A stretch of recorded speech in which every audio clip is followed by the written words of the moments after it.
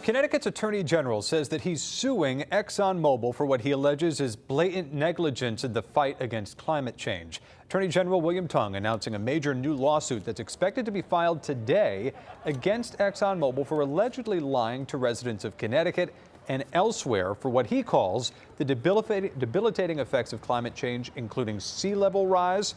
He says the state has documents to prove that the company's been well aware going back to the 1950s.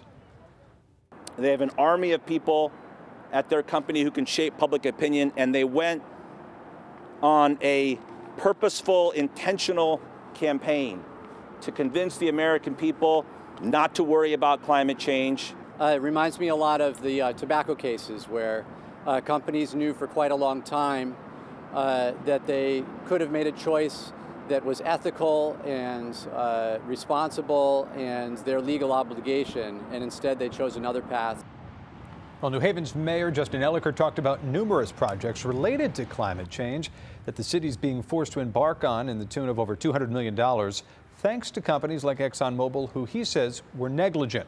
One of the speakers said we can expect to see sea levels rising of 20 inches by the year 2050. ExxonMobil sending us this statement in response, saying in part, quote, legal proceedings like this waste millions of dollars of taxpayer money and do nothing to advance meaningful actions that reduce the risks of climate change. ExxonMobil will continue to invest in efforts to reduce greenhouse gas emissions while meeting society's growing demand for energy.